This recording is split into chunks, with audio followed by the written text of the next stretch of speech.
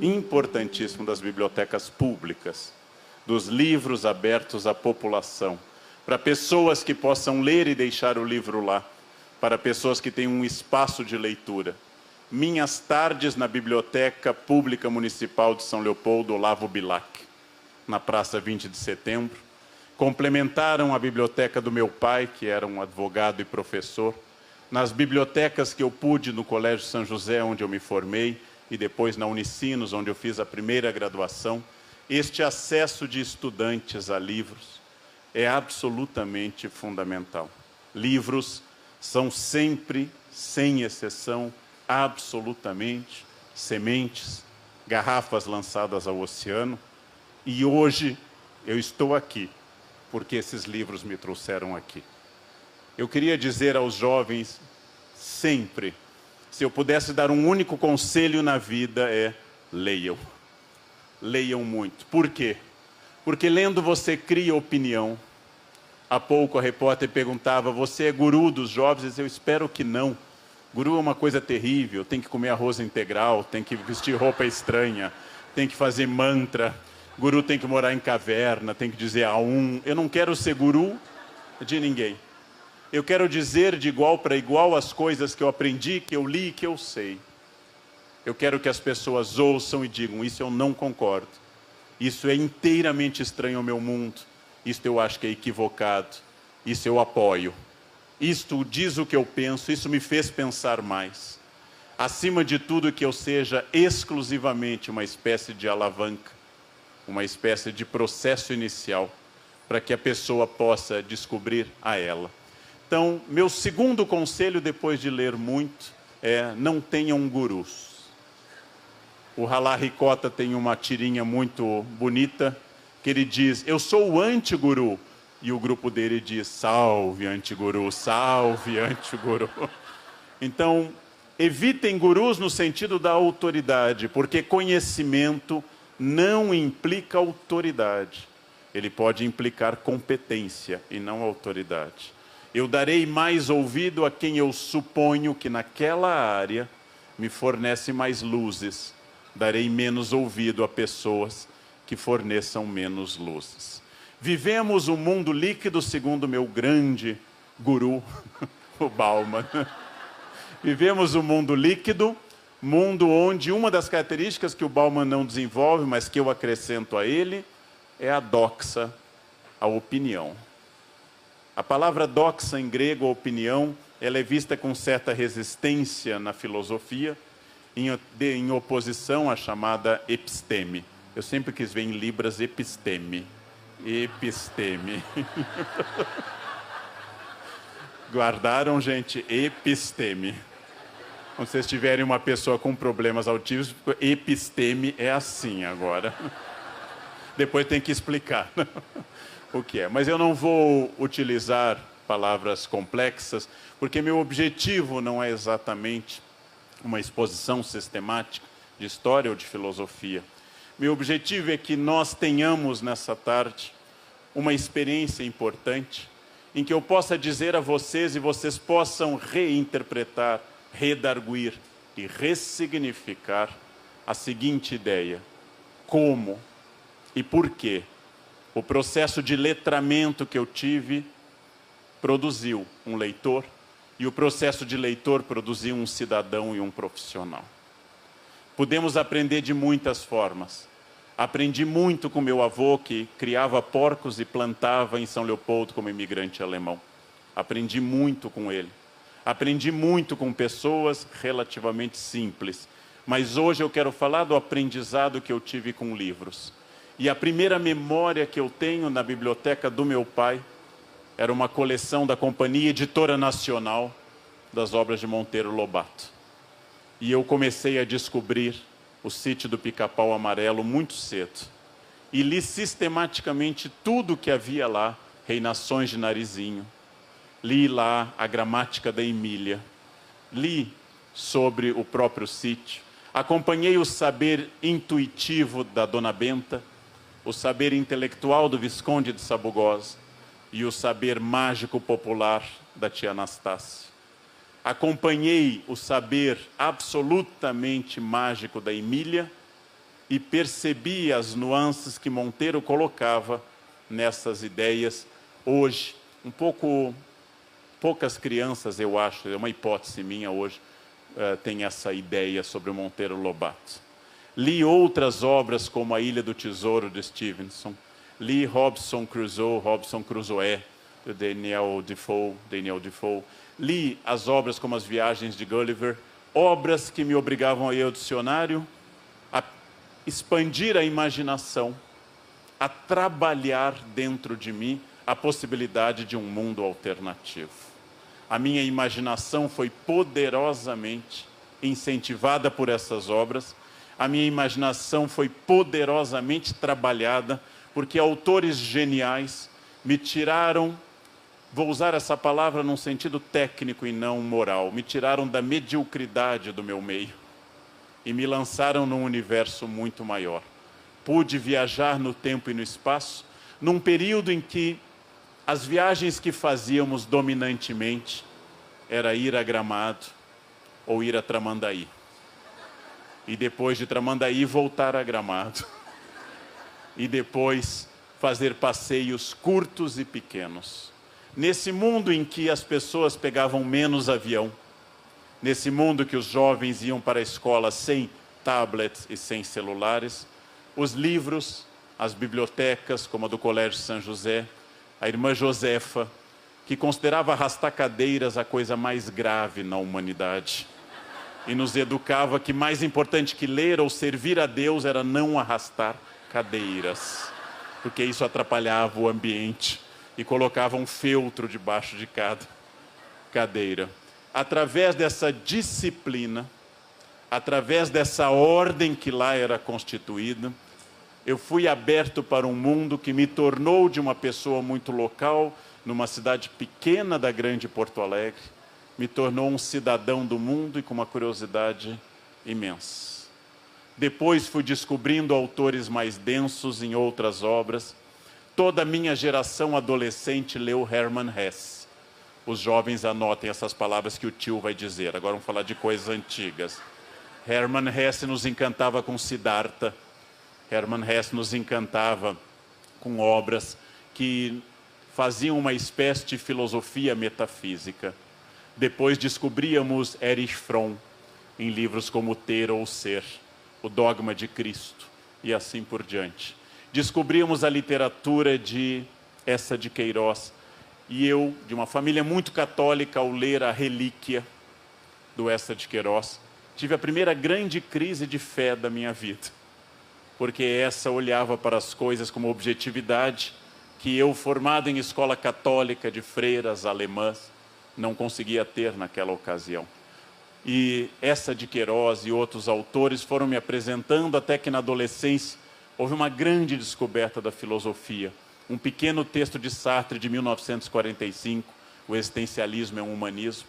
Até hoje, ao escrever artigos para o Estadão, ao dar uma aula no doutorado da Unicamp, de vez em quando me escapam frases como a existência precede a essência, estamos condenados à liberdade, a angústia da vida é inevitável, que são absolutamente frases sartrianas. Eu tive a experiência de ser submetido a um pensamento sistemático. E então, tomado de uma imensa vaidade que é própria dos jovens, eu ataquei a obra de Hegel e de Kant. Foi muito bom, porque eu tive que desistir no primeiro capítulo. Eu não entendia absolutamente nada, não compreendia nada. E descobri, para meu horror, que havia inteligências imensamente superiores à minha e que eu teria que esperar para ler Hegel. Aliás, esperei muito tempo para poder ler Hegel. Que a minha vaidade era maior do que minha capacidade. Isso também foi um aprendizado. Havia nos livros tanta coisa que algumas não eram ainda acessíveis a mim. Funcionava como uma revelação que eu deveria gradativamente aguardar, como eu aguardei mais 20 anos para ler Hegel. Aliás, também com dificuldade, 20 anos depois. Ler a Fenomenologia do Espírito, página a página, depois voltar, porque eu não tinha entendido o que a página dizia, pedir auxílio a alguém que conhecesse mais, ler obras de Kant. São obras que, em primeiro lugar, foram uma aventura intelectual. Em segundo lugar, foram um exercício de humildade. Eu descobri já jovem, não mais adolescente, uma obra de uma literata que me deixou assustado ao final, que foi A Paixão Segundo GH, de Clarice Lispector.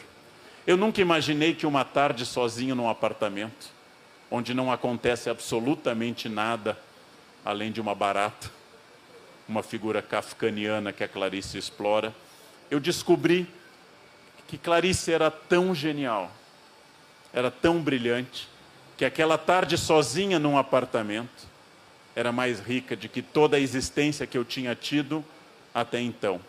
Terminei o livro com um pouco de raiva, pensando, eu nunca escreverei como essa mulher escreve, mas não sou suficientemente burro para achar que ela é enrolada, porque há duas categorias nessa pirâmide alimentar.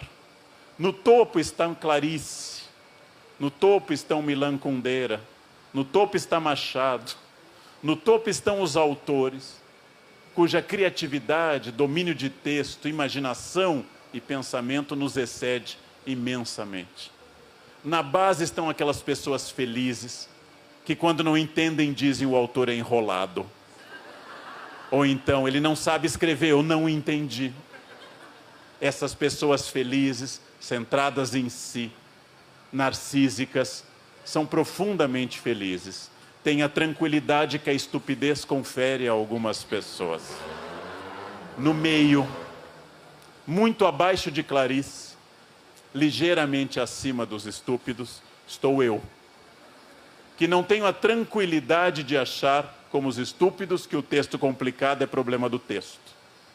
E não tenho a inteligência de Clarice. Eu chamei a esse grupo, uma vez num café filosófico, grupo no qual eu me enquadro, de inteligência Salieri, aquela que percebe Mozart, mas não é tão imbecil como o imperador Leopoldo. Ou seja, estou no estágio Salieri. Ao ver alguém escrever como Cervantes, o Dom Quixote, acompanhando as novelas exemplares de Cervantes, ao descobrir em romances contemporâneos Milton Ratum, Copo de Cólera, ao descobrir Lavoura Arcaica, que me provocou também um impacto extraordinário.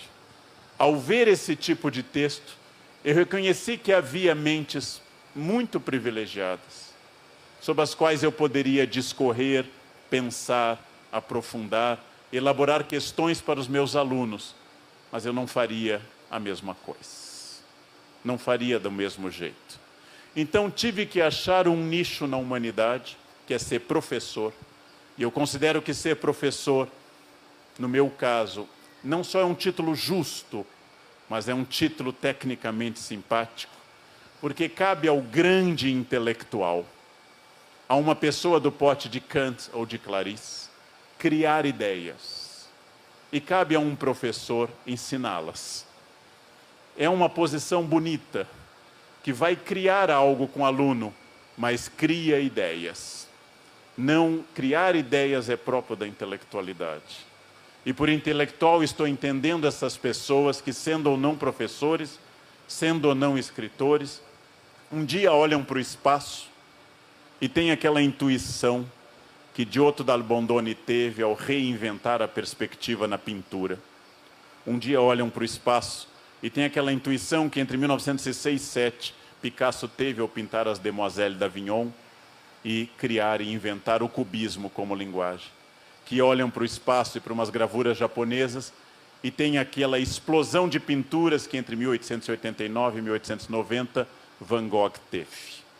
Para me consolar no meu estágio intermediário de inteligência, eu pensei, Van Gogh se matou. Clarice Lispector era uma pessoa atormentadíssima, segundo a biografia recente do Benjamin Moser, era uma pessoa atormentada, porque dotada dessa capacidade de visão, ela tinha uma dificuldade extrema de convívio com as pessoas. Porque para conviver bem com as pessoas, precisa mais ou menos estar no mesmo plano civilizacional que elas. Por isso que as pessoas simples são muito sociáveis. Quanto mais simples, mais sociável. e se ficam muito felizes com experiências muito singelas de conversa. E aí, não um conselho, mas uma advertência. À medida que vocês forem lendo mais e mais, à medida que vocês não conseguirem mais viajar sem um livro, à medida que vocês forem entrando na descoberta da literatura, vocês vão descobrir uma outra coisa. Vocês vão ficando mais exigentes com as pessoas. E aquela conversa, tá quente hoje, né? Será que vai chover? Nossa, esse calor é muito cedo para este calor, né? O tempo tá maluco. Que jogo ontem. E a política, né? Tudo uns ladrão, sílabus de número. Tudo uns ladrão, né? À medida que eu enuncio essas orações absolutas, assindéticas, fáticas, eu vou entrando numa capacidade de enunciar o mundo como ele é. Está quente hoje em Porto Alegre. Mas à medida que eu leio O Coração nas Trevas, de Conrad, o polonês que escreveu em inglês essa obra impressionante, eu vou me sentindo um pouco Kurtz, no meio da selva. Um europeu perdido numa curva do rio Congo, preocupado em como ensinar as pessoas locais a passarem seu terno de linho. E isso me remete ao filme inspirado nesse livro, Apocalipse Now. E o Kurtz se transforma em Marlon Brando. E eu penso em Marlon Brando desde Sindicato dos Ladrões até Apocalipse Now. E a minha cabeça deu 10 voltas enquanto alguém me diz, tá quente hoje, né? Nossa, que calor. Isso me torna mais feliz? Provavelmente não. Vocês sabem que intelectuais e mesmo pessoas muito versadas raramente são muito felizes. A universidade não é um local de felicidade intensa. Se alguém não passou por uma universidade, talvez tenha uma outra sensação, mas felicidade não é própria da universidade.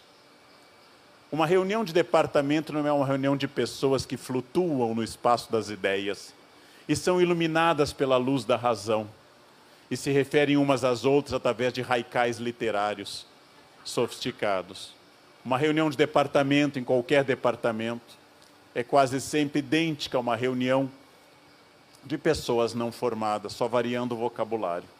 O ressentimento, a inveja, a fofoca, tema do meu livro pela editora da Unicinos, a detração, a dor pela existência do outro, são iguais todas entre pessoas que vendem balas no mercado de Porto Alegre e pessoas que estão nos departamentos, especialmente da área de humanas, de longe a mais problemática de todas as áreas. Fazendo parte de uma banca, onde o presidente da banca era médico por causa de um estatuto específico da universidade em São Paulo, o médico ficou assustado que nós, historiadores e filósofos, levássemos tanto tempo para decidir sobre alguma coisa.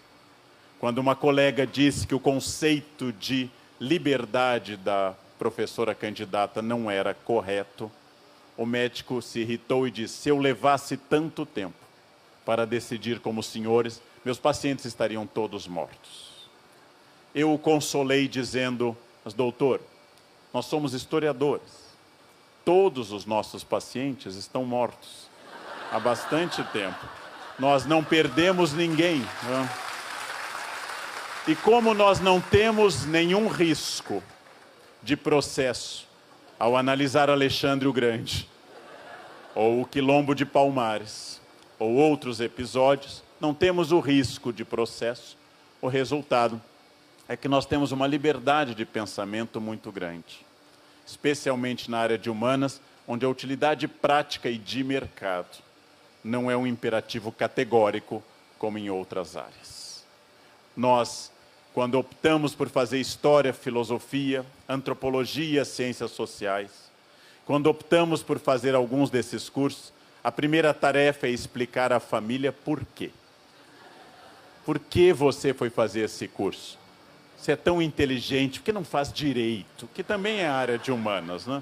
Também é área de humanas. Por que você não faz um curso, etc. Quem opta por direito, engenharia ou medicina, 3 áreas fundamentais para a espécie humana, pelo menos não precisa explicar à família o motivo da sua escolha. E quando eu sou obrigado a perguntar, mas a escolha não deveria pautar a felicidade, a realização, a inserção social, a relevância política da escolha? As pessoas têm a mesma reação do médico. Sim, mas o que você vai comer?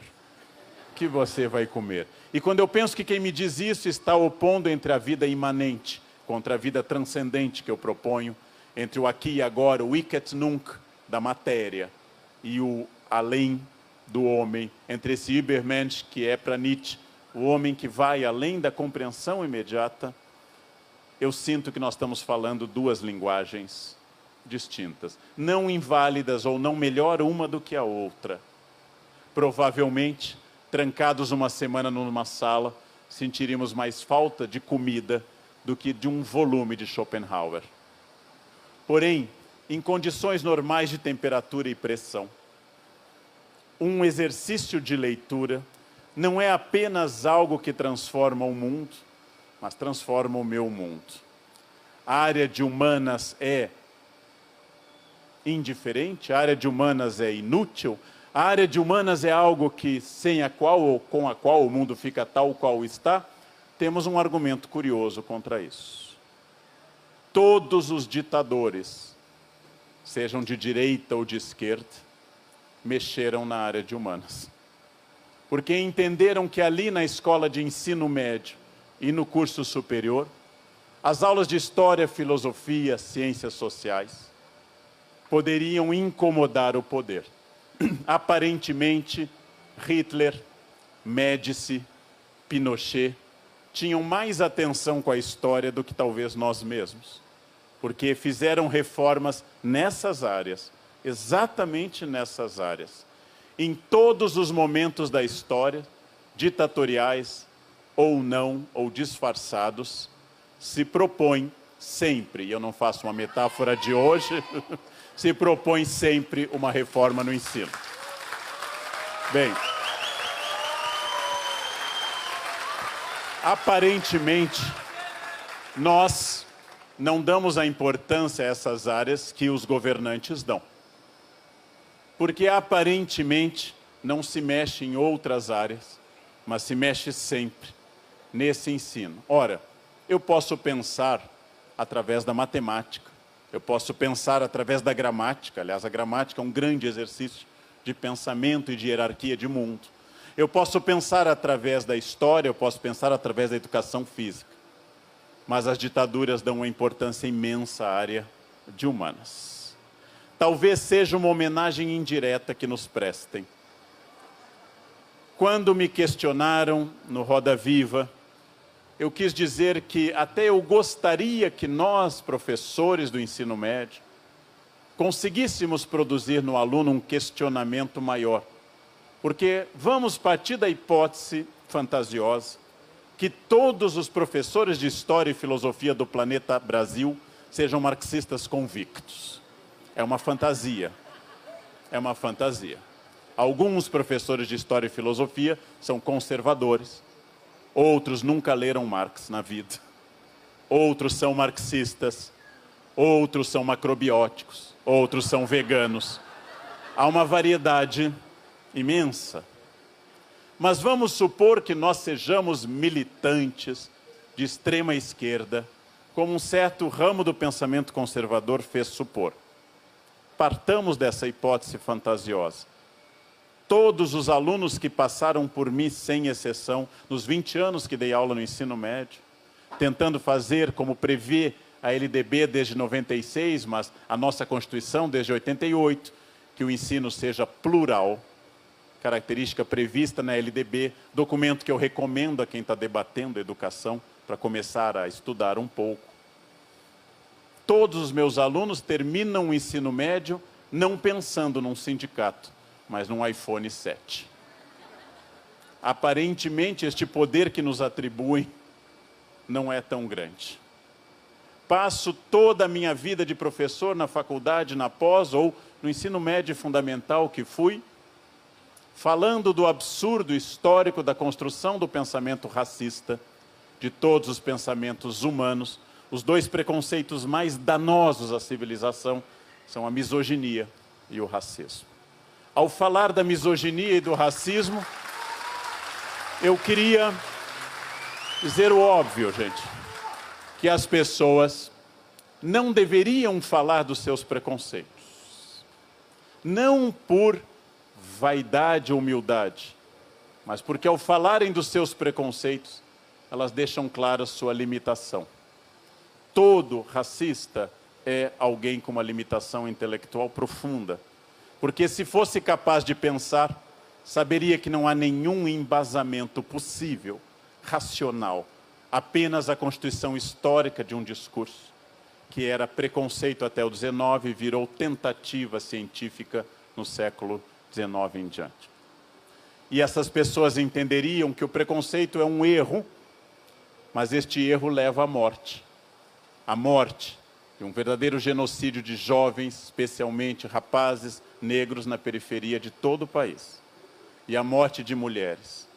E apesar do nosso esforço como historiadores, como filósofos, como antropólogos, o fato de que, segundo pesquisa da Folha de São Paulo, mais da metade dos brasileiros acha que o estupro é causado por atitude da mulher, aí eu tenho vontade de me aposentar um pouco antes, porque eu sinto que eu não fiz nada, que não tem esperança, que a gente deve se refugiar na Ilha da Pintada, cada um numa cabana, e se defender porque o Armagedon chegou, porque é o fim da civilização. Como é possível uma cabeça elaborar este pensamento? Não se trata de opinião política é desejável. É possível ser um bom pensador conservador. Disse domingo no meu artigo que há excelentes filósofos conservadores, há excelentes autores conservadores, há excelentes autores de esquerda, porque o pensar abomina gaiolas, o pensar abomina molduras. E eu devo ler com atenção Adam Smith, e devo ler com atenção Marx, devo ler com atenção todos os autores que pensaram a sociedade de uma forma ou de outra, para oferecer a minha opinião a partir disso, e a minha posição. Ora, se eu digo não lerei Adam Smith, porque ele é um capitalista, eu vou ter que lembrar que Karl Marx construiu toda a sua teoria a partir de Adam Smith. Eu estou rejeitando a raiz para me deleitar com as folhas. Eu preciso ler os grandes liberais para entender os grandes socialistas. Eu posso ter uma posição política A ou B. Para ler, eu não posso fazer uma leitura previamente ideológica. A minha análise pode ser partidária, inclusive. Não há problema em ser partidário, mas eu tenho que pensar. E aqui eu quero me referir, por fim, a algumas das obras que, com certeza para mim, exclusivamente para mim, isso não é válido para todos, marcaram definitivamente a minha biografia. Em determinado momento do ensino médio, em São Leopoldo, o professor de História, que depois seria meu professor na faculdade, professor José Alberto Baldiceira, pediu que lêssemos Romeu e Julieta de Shakespeare. Era a primeira vez, aos 14 anos, que eu lia, que é a idade boa para ler Romeu e Julieta. 14 anos. Apesar de ser uma obra cética sobre o amor, ela é relida a partir do século XIX como uma defesa do amor. Romeu tem prováveis 15 ou 16 anos, Julieta 14. Romeu está apaixonado por Rosalind no ato 1. Romeu vai a uma festa, olha Julieta e esquece Rosalind. Diz que só há Julieta, nunca pensou em outra mulher. Os dois se encantam. Na noite de domingo para segunda se encontram na sacada de Julieta, em Verona. Casam-se na terça-feira. Têm uma única relação sexual na terça para a quarta. E morrem na quinta de manhã. O amor mais perfeito do Ocidente começou domingo à noite e terminou quinta de manhã cedo. Na verdade, ele termina quarta, quando Romeu vai para Mântua. Quinta, eles já não se veem mais vivos. O amor mais perfeito do Ocidente durou 72 horas e só teve uma relação sexual. Se Julieta tivesse escutado aos seus pais, teria morrido, casada com o Conde Paris. Seria uma mulher feliz, com filhos, engordaria 1 quilo por ano, passaria a ser conservadora, leria algumas revistas semanais e concordaria com as ideias contidas naquela revista, faria chás beneficentes e morreria feliz com filhos e não teria tido essa aventura que ela teve. Mas Romeu e Julieta foi uma porta de entrada logo seguida da Tempestade, peça mágica que também, em geral, agrada aos jovens. E, finalmente, no final do ensino médio, foi a descoberta total, marcante, absoluta, epifânica do Hamlet. Nunca uma obra tinha me tocado tanto, nunca uma obra depois me tocou tanto. Li a primeira vez numa tradução da editora Melhoramentos, depois li uma tradução da Ana Amélia Carneiro, depois li uma outra tradução e fui lendo até enfrentar pela primeira vez em inglês com dificuldade. E ao trabalhar com tudo isso, fui descobrindo cada vez mais que aquele príncipe tinha atingido um grau de consciência que eu gostaria de atingir também. Alguém que olhe para tudo e diga que o resto é silêncio. Alguém que me ensine aquilo que eu estou escrevendo um livro nesse momento, que se chama O que eu aprendi com o Hamlet. Aquilo que possa dizer que enquanto o mundo arranca os cabelos uns dos outros, decidindo se Trump ou Hillary vai vencer, eu olho como príncipe e pergunto, há uma rica branca e um milionário branco. A diferença talvez não seja tão notável entre ambos. O resto é silêncio. Que essa polarização é própria de quem vê o bem de um lado e o mal de outro. E o próprio Hamlet diz, pouco antes do seu duelo com o seu ex-quase cunhado, que se a loucura de Hamlet te ofendeu, Hamlet também foi ofendido, e a loucura de Hamlet é inimiga do próprio Hamlet. Ou seja, afasta-se até da sua paixão e é capaz de, ao mesmo tempo de dizer tudo isso, resumir que a vida é feita de escolhas e escolhas implicam perdas. E ele traduz isso dizendo ser ou não ser. Tenho trabalhado sistematicamente em livros, em palestras, em aula, 2 temas que são da minha paixão. Uma é o Hamlet e a outra é a intolerância. Quando o Enem faz 2 perguntas, uma sobre intolerância e outra sobre o Hamlet, começam a achar que eu virei também guru do Enem ao inspirar essas questões. Na verdade, são questões fundamentais.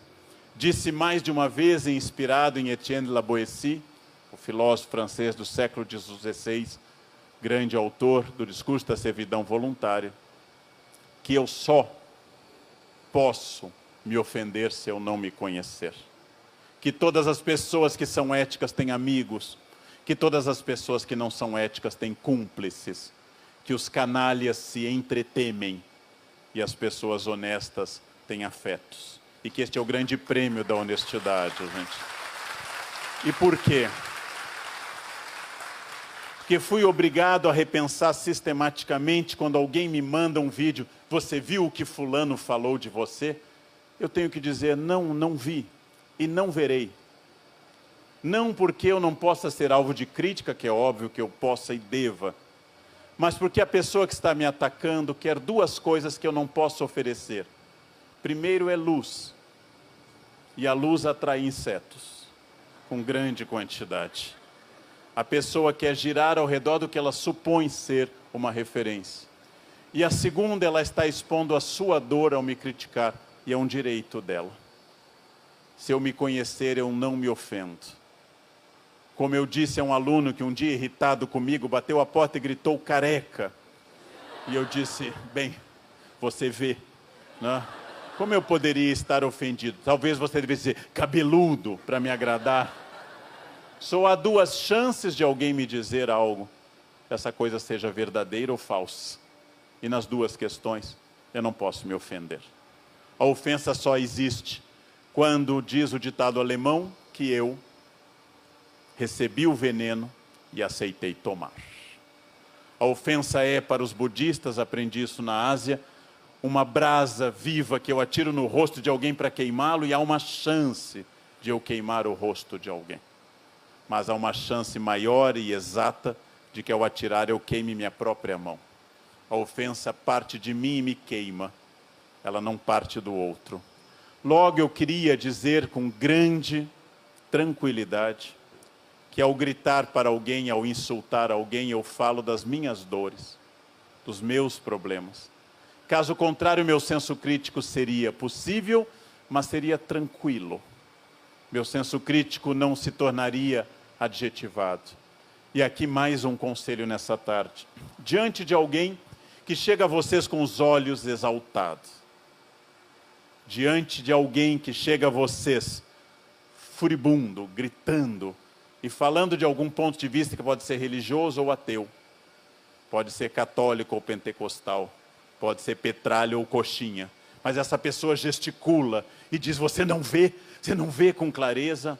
Meu conselho, ouçam o tio, afastem-se. Não há nada a aprender com alguém assim. Esta pessoa é um coquetel molotov de passionalidade. Esta pessoa é uma nave desgovernada. E como diz o príncipe, mostre-me um homem sem paixões e eu o seguirei. Porque a pessoa sem paixões tem discernimento. É preciso dizer ideias com clareza, contestá-las com clareza, aceitá-las ou não, mas a passionalidade mostra o quanto ela me incomoda, o quanto é a minha dor presente ali. E o Hamlet diz isso ao falar da loucura do próprio Hamlet. Se eu leio, eu me coloco no lugar das pessoas. E ao me colocar no lugar das personagens, ao pensar o que levou a prima Luísa, do primo Basílio, a destruir sua vida, ao pensar no que levou Emma Bovary a matar-se e acabar matando sem querer sua filha e seu marido, ao pensar no que levou Capitu a fazer ou não fazer, o que fez ou não fez, ao pensar no ódio de Bentinho, ao pensar na desconfiança de Dom Casmurro, ao me colocar no lugar dessas personagens, ao acompanhar o final como assassina um tronco e o sempre fiel Peri ao seu lado, ao pensar numa indígena completamente fake como Iracema, capaz de ter um discurso retórico romântico no litoral do Ceará do período colonial, ao pensar em todas as propostas literárias, ao pensar na escrava Isaura, ao pensar no moço loiro, no bom mulato, ao pensar na normalista, ao pensar na Luísa da Carne, ao pensar em todas essas personagens, eu fiz um exercício de compaixão, do latim compassio, sentir junto. E eu me tornei uma pessoa melhor, porque eu fui capaz de sair da minha cegueira tradicional e me colocar no lugar de alguém. Ler me transforma, porque ler me insere num grupo maior. Todas as vezes que eu enfrentei um outro autor quase comparável a Shakespeare, no efeito que teve sobre a minha alma, que foi Dostoiévski. Toda vez que eu tive que pensar em Raskolnikov, na cena que ele mata as irmãs e eu sozinho em casa assustado. É importante dizer que eu li a primeira versão do Crime e Castigo numa tradução da editora Globo feita do francês. Uma edição muito bem cuidada, mas feita do francês. O francês tem o poder de tornar tudo simpático, elegante. Quando eu li a primeira vez, se não faz muitos anos, traduzido direto do russo, eu tive acesso a um outro livro. O russo tem uma secura narrativa e uma beleza literária única. O francês, tudo que diz, torna simpático. Allez à la merde, oui, je m'en vais. Tudo é simpático, tudo é doce em francês. O russo aparentemente funciona como alemão, até quando ama, gospe. E traz a pessoa a um senso de realidade. Mas eu não falo russo para poder julgar nada disso. Raskolnikov mudou a minha vida. Os 3 irmãos Karamazov dividiram a minha alma. Um que era puro sexo e sem caráter. Outro que era um intelectual dedicado e cético. E outro que era Alyosha, o mais novo, um religioso. Cada parte de mim era um pouco disso. A idade me afastou muito do puro sexo e me aproximou do intelectual. É um destino que a gente vai ter. A gente começa a pensar mais e fazer menos, e ter mais exercício da memória, mas isso é até bom. Esses 3 irmãos Karamazov mostraram uma questão muito importante, todas as partes constitutivas da possibilidade do comportamento humano. quando eu fiz aquilo sobre o qual já escrevi tanto, e ingressei no trecho do Grande Inquisidor, do Dostoiévski, no qual o cardeal de Sevilha entrevista o próprio Jesus, que fica mudo. Eu nunca li um questionamento sobre a natureza humana tão denso em toda a minha vida. Ao terminar esses trechos, eu emergia um pouco assustado, às vezes chorando, às vezes com medo, às vezes simplesmente em silêncio, imaginando como é possível isso, que dimensão da humanidade isso me oferece, como eu sou pequeno diante de tudo mais. E aqui vem o último grande benefício da leitura. Quem não lê será muito mais sozinho e solitário do que quem lê. Porque necessariamente em algum momento nós estaremos sozinhos. Necessariamente eu não estarei com as pessoas que eu gosto. Em algum momento, em especial a partir da minha maturidade, eu estarei mais sozinho. Quem tem filhos, então, tem uma chance de solidão enorme no final. E mais dura ainda do que qualquer outra. A solidão a dois ou individual é uma solidão pesada. E eis que está ali na minha estante, ou está no meu tablet, a possibilidade de formar uma amizade temporária com Kafka e acompanhar alguém que tem a infelicidade de virar uma barata, ou um inseto, como diz o livro, que não cita barata. Ali está Érico Veríssimo, que me encantou quando eu era criança com coisas que ninguém mais lê. Tibicuera, Olhai os Lírios do Campo, Clarice. E depois, quando descobri O Tempo e o Vento, até hoje, citei hoje de manhã, como eu acompanhei Ana Terra, Pedro Terra, o Capitão Rodrigo, como eu acompanhei Rodrigo Cambará, como eu acompanhei a luta pelo sobrado, como eu acompanhei essa reflexão sobre a história e sobre o Rio Grande do Sul. Como está na minha cabeça o encontro que o Capitão Rodrigo tem na mítica Santa Fé, a Macondo do nosso estado, onde o capitão diz que vai entrando e se espraia nos pequenos do de prancha e nos grandes do detalhe. E Pedro Terra, taciturno, responde, pois de, e o enfrenta, e os dois se tornam amigos. Como essa viagem, e principalmente um livro que não faz parte disso, Incidente em Antares, que eu considerei uma das obras mais bonitas do Érico e da minha vida. Como é possível pensar no sentido da vida após a morte, através dessa curiosa greve de coveiros, que leva ao centro da cidade esse grupo. Ou seja, de que forma tudo isso me faz companhia até hoje? De que forma, levando para a cama, ou lendo na minha mesa, lendo na minha escrivaninha, lendo na minha sala na Unicamp, lendo nos muitos aviões que eu pego, lendo obras notáveis ou obras técnicas, lendo livros de filosofia ou romances, acompanhando cada autor e tendo que repensar, como me entrevistaram em São Paulo, se eu era a favor da pena de morte. E a única resposta que eu posso dar, eu disse, você já leu na Colônia Penal de Kafka? Se você leu na Colônia Penal de Kafka e entendeu, você não consegue responder essa pergunta com tranquilidade. Porque só pode responder a tais perguntas centrais com tranquilidade pessoas que tenham lido muito pouco, que pensem pouco e como tal tenham uma certeza absoluta sobre quase tudo. Eu não tenho certeza sobre quase mais nada, mas uma das certezas que me resta e com a qual eu conduzo à conclusão é de que a vida é imensamente mais vazia, imensamente mais dura, imensamente mais triste, melancólica, vazia, depressiva, se não houver a possibilidade de eu ler, de me transportar para lugares, de fazer essa aventura, de acompanhar o navio baleeiro em busca de Moby Dick e de refazer a minha vida a cada página, a cada instante.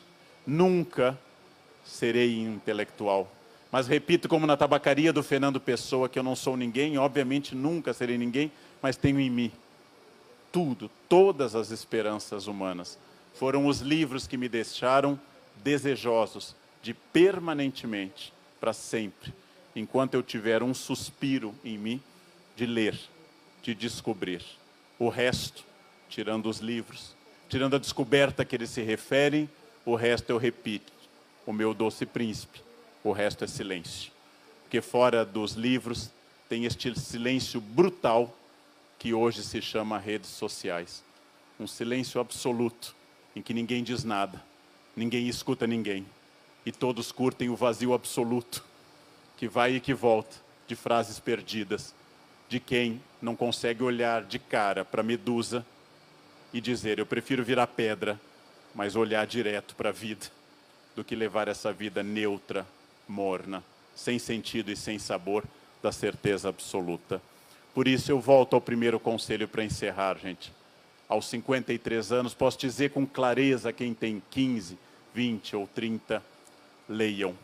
No final, vocês terão só uma coisa na sua cabeça: suas personagens, seus livros, sua aventura e o conhecimento de ser através de tudo isso. Leiam e vocês serão. Ler é viver, ler é ser.